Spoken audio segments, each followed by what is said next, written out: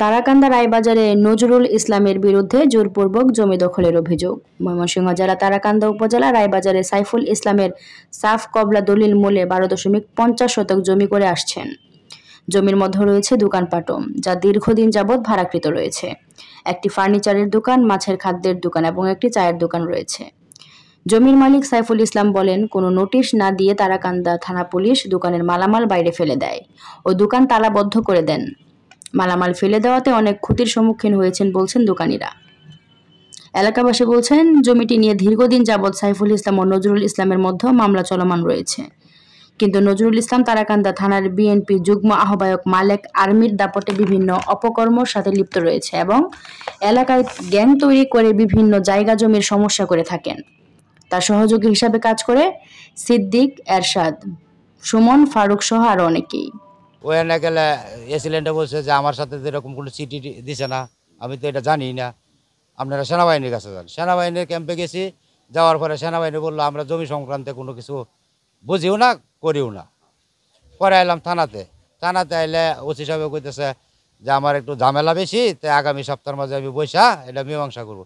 এখন আমার সাপ কালা জমি কোর্টে মামলা চলতেছে, জোরপূর্বকভাবে আমার ঘর থেকে বাইর করে দেওয়া, তালা মারে দিয়ে গেছে। এটা কীভাবে কি করলো, কোন জায়গায়, এটা কি একটা একটা চক্র, এটা কি চক্র, যে চক্রটা হয়েছে মালেক আর্মি কোন দিক দিয়ে কীভাবে চক্র সাজায়া এই কাজ করছে, এটা আমি বিচার চাই। এদিকে মালেক আর্মির বিষয়ে খোঁজখবর নিয়ে জানা যায়, বিএনপির দল ভারী হওয়ায় তারাকান্দা উপজেলার বিভিন্ন মানুষের জমি সংক্রান্ত বিষয়ে টাকা নিয়ে দেন দরবার করে থাকেন বলছেন ভুক্তভোগীরা। উক্ত উপজেলা মালেক আর্মির ক্ষমতায় রোশনালে অনেক সাধারণ মানুষ ভিটেমাটি ছাড়া হয়েছেন। জমির বিরোধ নিয়ে কিছুদিন আগেও একই উপজেলায় একজন নিহত হয়েছেন। সাইকুল ভাইয়ের এই দোকানপাট করেছে, তার জায়গা কাগজপাতি সবকে আছে। এখন দীর্ঘ কিছুদিন ধরে এটা নিয়ে গন্ডগোল চলতেছে।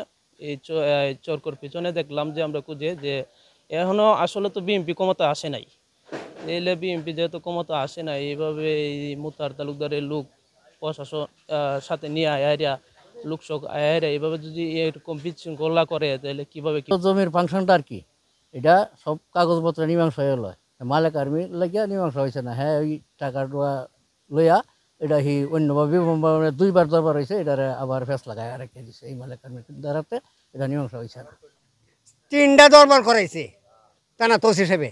ওই ওসি সাহেবের এই যে তারান্দার মালেক আর্মি কিনে হারি ওসি সাহেবের হ্যাঁ আইন বোঝায়।